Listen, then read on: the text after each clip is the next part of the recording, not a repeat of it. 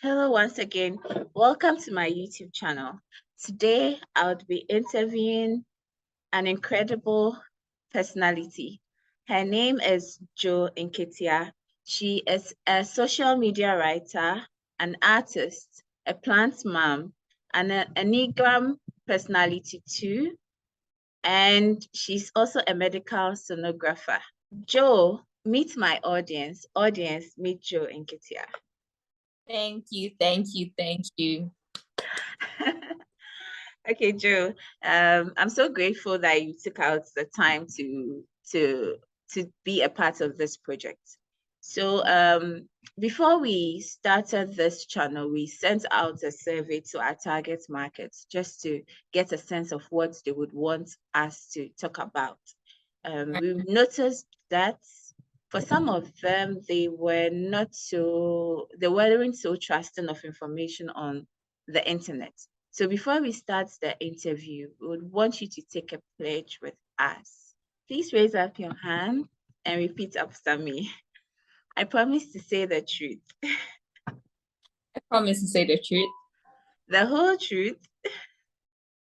The whole truth and more. And nothing but the truth. So help me God. To help me God. Okay. Thank you so much for being such a good sport and taking the pledge with us. So I know my audience came on the channel to listen to the wisdom nuggets that Jo would be telling us. So Jo, can we just move right into it, and can you give us a brief description of how your childhood was? Okay. So first of all, let me say thank you for having me here to do this. I believe that conversations like this is what will help the society to thrive more. Because I'm a writer, I'm always like vouching or rooting for storytelling, because storytelling is one of the ways that we see the world from different lenses and different perspectives. So yeah, kudos to that. Yeah. And I've never had anyone ask me to swear. Yeah. So for letting me do that. I mean, it was interesting and I love it. Yeah. So my childhood, I was always the bubbly one when I was a kid, and I think I was so drawn to nature. I think I tell myself, or now reflecting back to some of my old times, I believe I was a free-spirited person, because my life was more about school. After school, I could walk for hours with my friends. We go to the library, we go to visit people, and then we go to catch ladybirds. Those were the three things that defined my life. I was always catching ladybirds. Like, we had this bottle, so we just go to, like, after school, we just catch the ladybirds on our way home, and then from there we go to the library, pick some books or return books, and then we go to the post office, because those were the times that pen pals, and like you also write to him, and then he'll send you Bibles and pamphlets. So my childhood was wrapped around those. And then I'll come home, I'll do my homework, watch a little bit TV, organize the kids in my neighborhood, teach them or something. And then I think I really had a lot of activities going on. I was quite the bubbly one. It's now that I think I'm quite a little bit sober, but still on the other side of multitasking. But yeah, that was my childhood, and I had a very nice childhood because my parents were very supportive of every single thing that I did. And I think I was also quite lucky to how to be aware of some of my talents. Yeah, because I remember in KG1, that was when I realized I knew how to draw. We were in school, and then my teacher was like, "We should draw our grandmother," and everyone was drawing that stick man, the head and the stick. But I remember that day so clearly. Like, I thought I could draw my grandmom if I just went deeper. So I pictured my grandmom, and then I drew. That was the day I knew that I was good at art.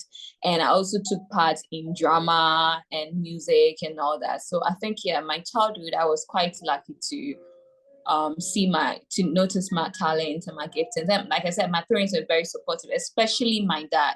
My dad used to take me to poetry events for the school.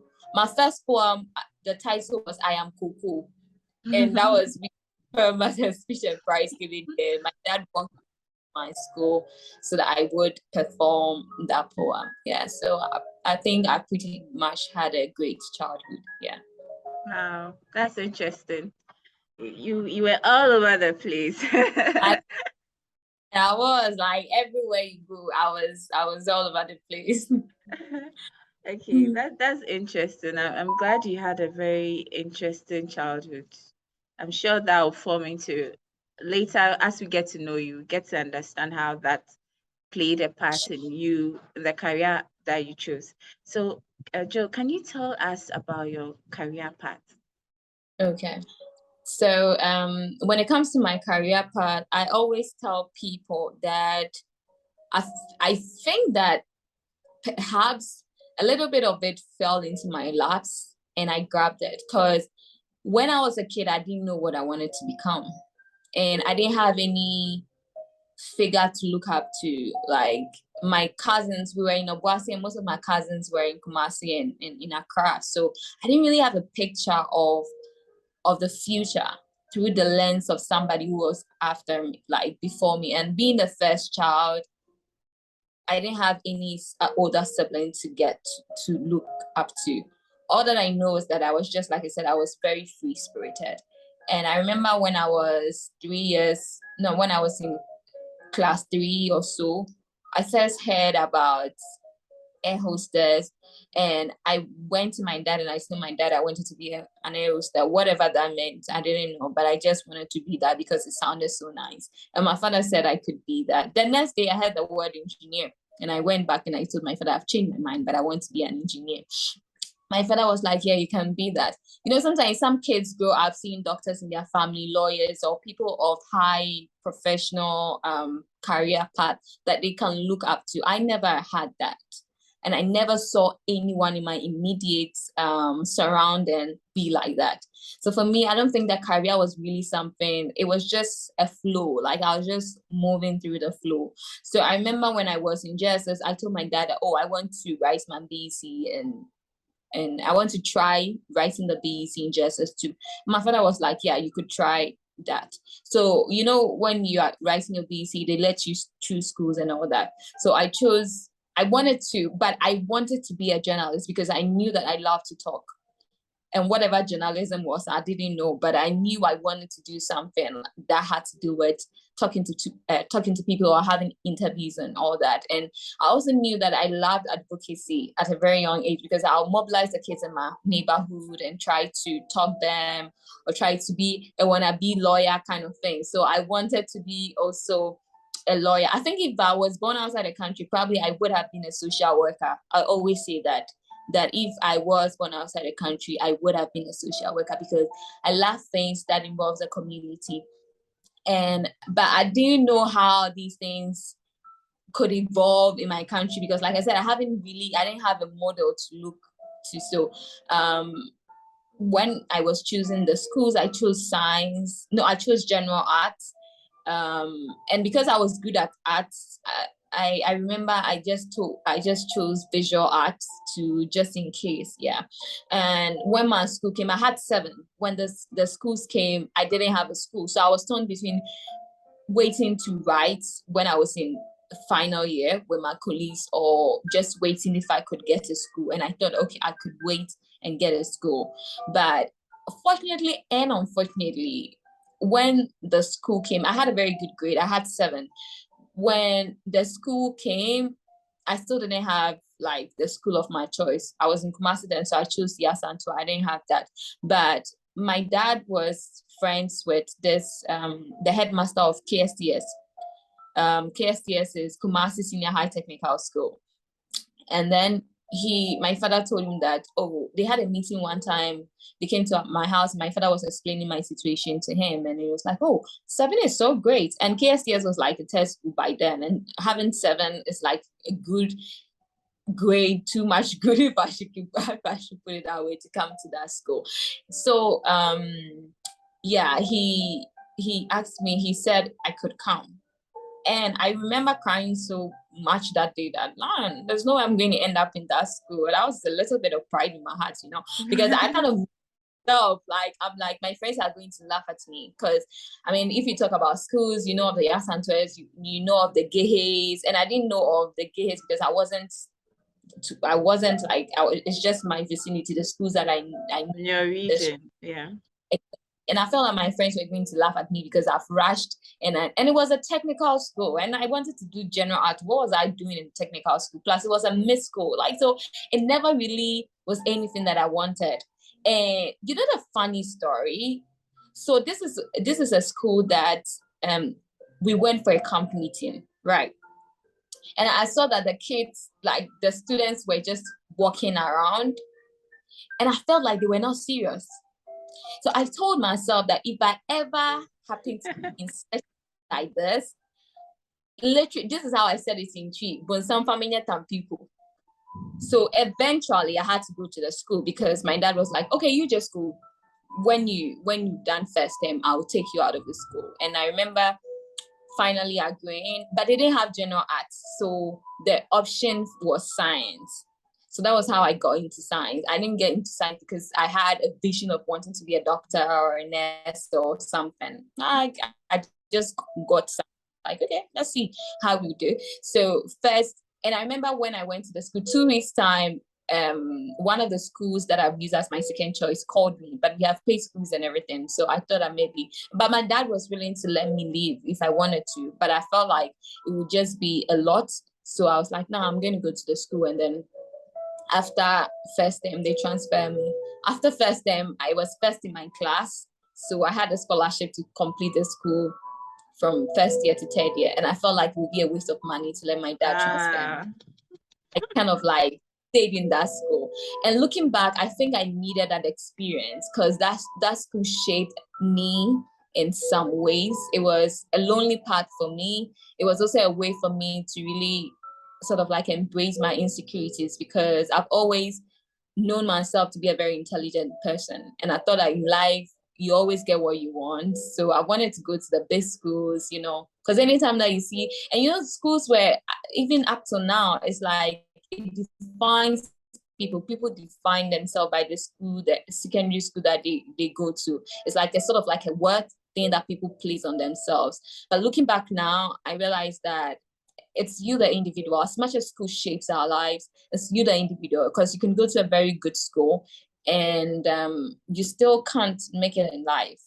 And you can still go to a good school and you can make it in life. There are no possible variables to some of these things, predictable variables to some of these things. But of course, good schools at least makes you come out good anyway. So I did science, and then in that moment, I think after I wrote my WASI, my dad at that time had gone to Italy. So my father uses prosthesis. Yeah, so he went to Italy to have one of that. And he talked about his experience in X-ray and MRI and all those things. And when my grade came, so in essence, I had 16 and I wasn't happy because I felt like no. And I think that this, because at a point I didn't like the school, so I didn't really push myself so much. Yeah, so I cried much and all that. And my friend, and I was lost because, like I said, science, I had never really had a vision of what I wanted to be. For me, it was just being like going with the flow, or because I love journalism, I thought probably maybe that was the line that I was going to go to. And I didn't want to be a doctor, or I didn't want to be a nurse, so I didn't really have any natural desire to be in the science field. So my friend told me that sonography, there was a new program called sonography. And like I said, my dad had told me about x-ray, ultrasound and all that. And because ultrasound is a little bit of art, because you going inside the body to take images of the body, I felt like it was a bridge to what I wanted to do. Like, because I was already in the creative, I'm a crazy person, and art enthuses me a lot. So I felt like I could jump into it. So yeah, it was a fee paying at that program because it was a new program. And then I enrolled in it 4 years in, and that season 2 was really a tough season because it was a new program, and I used to feel quite lonely in the university because I really didn't also see my mates. Most of them, so my real mates in JSS now became my junior. But when they came, they had made bonds and friends with other schools because they were in other schools. And the people, my school, I don't think a lot of them also came to the university, or at least that year. So I always felt alone, like sort of like long. Yeah, I really, but because of how I am and most of the activities that I do, it was something that nobody knew. I used to battle with depression. I used to battle with those anxieties, and I could feel alone even when I was in the midst of people. Yeah, and it was crazy. And yeah, I remember when first semester came, I had a second class lower, and I was so scared.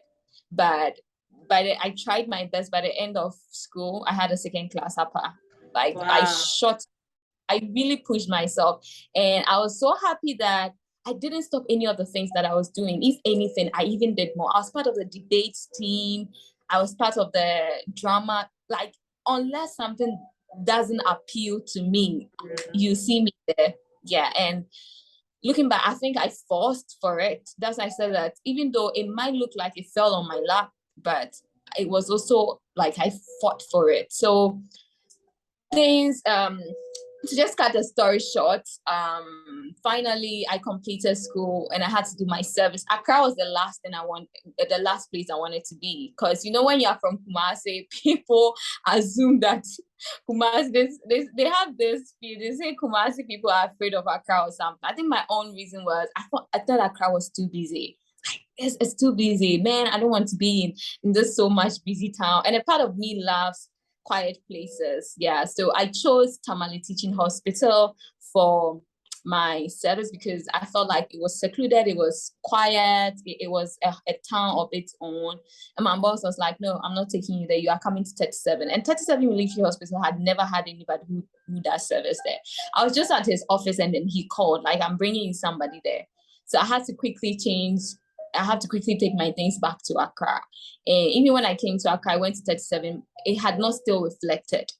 And I remember calling my mom. I'm like, it hasn't reflected. I'm taking a car back to her. And my mom was like, I should be patient. I should take my time. And I think I was making those decisions based on fears and anxiety because I was so uncertain. Like, Accra is huge. What am I even coming to do? There was a chance that after work, I might get work. After service, I might get work here or something. And I remember when I went to 37, my boss looked at me and she was like, if you want to learn, we're going to teach you. But if you don't, you are just going to be like any other service personnel. You will pass through and then you go. Anybody could have looked at that like a threat. But I took her words. It challenged me, even though it brought some fear, but it challenged me. So I wake up very early, go and do the cases. About 3 months, my bosses had almost like left the cases to me. They had trusted me with handling things. I'll do the cases, and when it's difficult, I'll go and call him. And then my boss, who said that, was actually the first person who gave me locum to do. Yeah. So she gave me the opportunity to come to work close at 1 and work for another doctor from Tema General Hospital, his private center. So I was doubling between two places. I wake up very early. I was at Domi by then. Wake up very early, come to 37. From 37, I go to Tema Community 1, go and work, come back in the close around 8, all the way from Community 1 back to Domi. And the cycle continued. I remember there was a time it was my birthday and I didn't forgotten that it was my birthday because my life was back to back, working and going and all that. And at that time too, my friend Eddie was doing stage drama. So I was, like I said, I never paused anything. Like, I'm pausing this so that I could do this. Like, I really love to multitask. That is something that I'm very good at. And when it comes to my passions, even if I had to stop my sleep for it, I would do anything for that. Yeah. Wow. I remember it was I have to come to you to learn that. I'm terrible. So I went to 37. I closed from 37. I went to Tema to work, and I just bought some KFC on my way. And I was like, okay, when I get home, I'm going to eat. When I woke up, one hand had KFC, one hand had my bag, and my dress and my shoes were all on my bed. And I was so tired. So after So when I was in 37 doing my job, and my bosses, I always say that my bosses at 37 are the most vital people in my life. I cannot take them out of my story. You know, sometimes people go to some place and they meet people who are difficult and they never come, like they never get anything. If I'm supposed to say that my career path, the key things that help me as a person, I can never take away mentorship. These people mentored me. My bosses from 37, Dr. Aidan, Dr. Medu, Dr. Bryce Asamoah. Bryce Asamoah was then doing the Vodafone, I don't know, this cute doctor who was doing the Vodafone health line, Dr. Bright. Yeah, he was also my boss, and they never made me feel like a service personnel. Dr. Kaminta, who is also currently my boss, I don't know, Dr. Blagoji, Dr. Abiemo, like, I just can't explain. Dr. Amy, they held my hand and they directed me. They taught me with everything. Most important, they gave me that place to connect. So when I was when I was doing my service, I thought, okay, probably maybe I love radiology. So I wanted to go to medical school so that I could do radiology in full. So I even enrolled in UCC, but I didn't get a chance to do it again. And right there, my boss told me about a company in South Africa that was going to set up. So that's where I'm currently working my company. So that was how I got into my company. And my boss was like, oh, 2 years later, there's this company that's going to set up. And when they set up, I want you to be around. So bring me your CV. So I sent my CV when I was doing my service. And because I was already with doctor, my boss had already introduced me, and I was working for this doctor at Tema. After service, I stayed with him. I didn't move because I trusted my bosses. Yeah, so I trusted their instinct and everything. So I was working for the doctor at the Tema until when the place that my boss told me my current place was up, they came to call me. And it was also another new territory, another new place, because my boss from South Africa, Dr. Sheila, she is a doctor in sonography. She has a PhD. I don't think I have met any sonographer in this world who knows so much. And when Dr. Sheila came, she taught me as if I was a PhD student. And I remember after work, sometimes I was so anxious because she knew so much, and compared to my level, I didn't know anything. So every time after work, I go to Accra, I go to Achimota Mall, go and sit at KFC and read and learn before I go back home. And sometimes I say that my addiction to KFC was because I just needed to because I was always a regular customer, because I needed to get it. I needed to be at my boss's, not at her pace, but she trusted me enough that I would be able to do it. And I needed to prove myself there. Because she when she came just 2 weeks, she left me. So I was just alone managing stuff and everything. And in my career path, anytime there was nothing like I haven't been taught this. If something come and I haven't tried it before, I'll tell the patient to come back the next day. I'll call my boss if there's a way to do it, or I'll watch YouTube, or I'll just call somebody who knows how to do it. And that is how I learned. So all my 5 years in, so I've actually, from 2014 to 2020, almost like 8 years, I've been practicing as a medical sonographer for 8 years. And that has been my career path. Like, I don't know how to put it. I know that sometimes some people are systematic with that, but me, I think mine has been opportunities and me grabbing them and working hard. I not to blow my own trumpet, I work hard for the things that I have. I really study. I really, really, really study for the things that I have. I really grab it, and I always want to show myself that I can do this. I sacrifice when I need to sacrifice. So for me, that has been my career path. And yes, of course, I love sonography. I really do now. Like, not that I hated it, but I think now I really love it with passion, even though it wasn't something that I've always taught myself to doing, but I love it. Yeah. So that has been my career path. Wow, that's impressive. For me, the multitasking bit, I think I'll come to you for points on that because I'm terrible at it. Terrible. I'm now trying to push myself out of my comfort zone, so I get a lot of activity and then I learn to multitask more. So I'll come to you for points. Yeah. Okay, your career has really been interesting. Are there any skills that you think someone should have to be an effective sonographer? Yeah, so to be an effective sonographer, because sonographer is operator dependent, meaning that what you see is what you're going to write. And if you're not seeing well, you are not going to give the right diagnosis. Yes, and because it's a two-dimension presentation of the human body, sometimes what you are seeing may mimic something else. That's why we have differential diagnosis in the language of medicine. So I think one of the skill that I would say is you never assume. If you're not sure, you always ask for a second opinion. You never assume. I mean, there are certain things you see it and it's obvious. That is it. For instance, if you see a uterine fibroid, it already has a presentation, so you can say, oh, this is a uterine fibroid.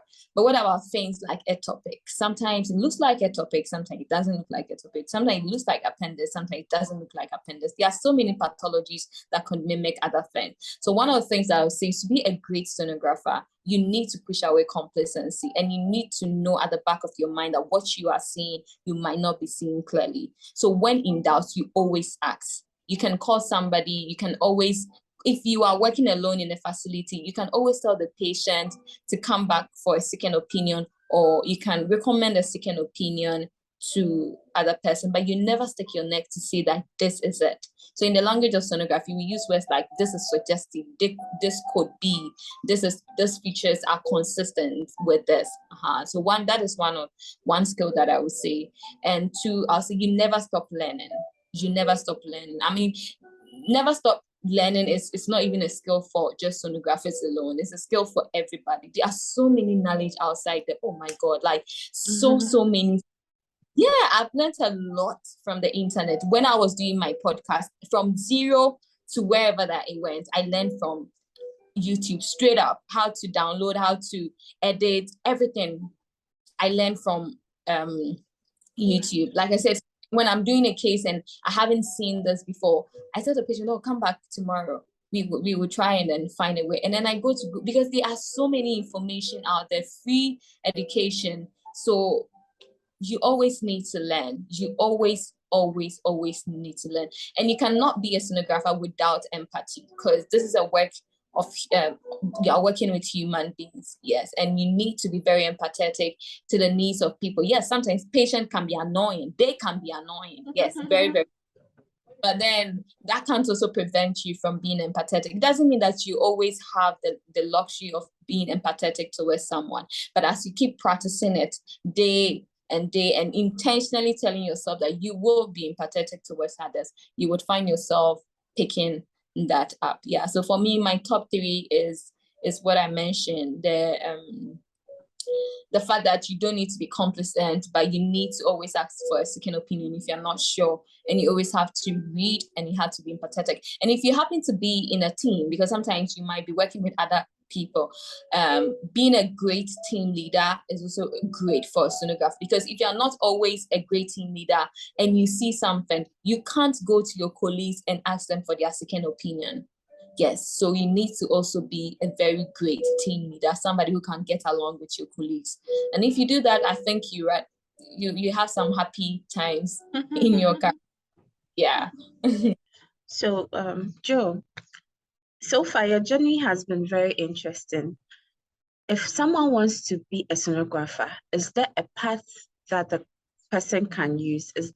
Are there schools the person can go to, or programs the person can enroll in that will give the person a good chance of becoming a sonographer? Right. So if a person is in Ghana, of course, if the person is outside, I don't know how the process is like, but just for our audiences who are in Ghana, if somebody desires to be a sonographer someday, or consider sonography as a career path, if they are still in school, like junior high school, I would just encourage them to consider doing science, consider branching into the sciences, because you will need to do science in order to do sonography. And yeah, you also need good grades. Yeah, you also need. Now, talking about the schools that offer sonography, almost all the universities, the public universities that I know offer sonography. So Legon does, UCC, Tech.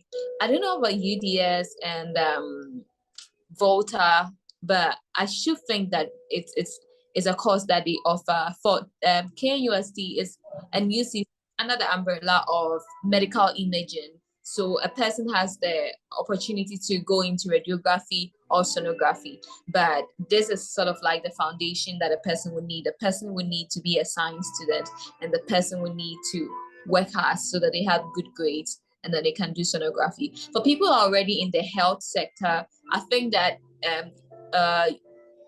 Legon and even KUST offer master's program as a postgraduate course for people already in the health sector, like nurses who want to upgrade to also venture into sonography. Actually, in most parts of the country, sonography is a postgraduate course. Yeah, they don't really do it as a first degree course or like undergraduate. Yeah, it's a postgraduate course. Yeah, so I believe that if somebody wants to do it, yeah, they should just consider science. They should learn hard, and then of course they should choose sonography when they get to the university. Yeah. I wouldn't encourage people to pay for these. I know there are some people who kind of have these short courses and all that. Sonography is a lot. It's a lot. Sometimes people think that it's just about taking pictures, but it's a lot. Yeah, and I would never encourage anybody to pay some money for 6 months or 1 year or something. You will never have the skill that you want to do. You need to go to school. You need to have a proper certain proper protocols and proper protocols, documentation, learning curve in order to be a good sonographer. Yeah, in my opinion. Yeah. Okay, thank you so much, Jo. For people who have watched to this point, is there any advice you'd give them? Yeah, I think the advice that I would give is that sonography is a great career path, and I believe that it's on the rise in Ghana. I mean, if I take away the cracks from the system, it's still, I believe that we need sonographers in every hospital, because you cannot take away diagnosis or imaging. When it comes to diagnosis, you can't take away the part that imaging plays. So the more we have a lot of sonographers, qualified, trained, skillful sonographers, the more we are able to help the other people in the health sector, like the other disciplines, like doctors, surgeons, pediatricians, in coming to a proper diagnosis. Yeah, so if somebody wants to consider it, yeah, they should consider it. Yeah. Okay, so thank you so much, Jo, for granting us this interview. I've learned so much. I didn't know much about sonography, but then from speaking to you, I learned so much about sonography and about yourself. Yeah. So on my channel, we give the audience the opportunity to reach out to you in case they have further questions about sonography.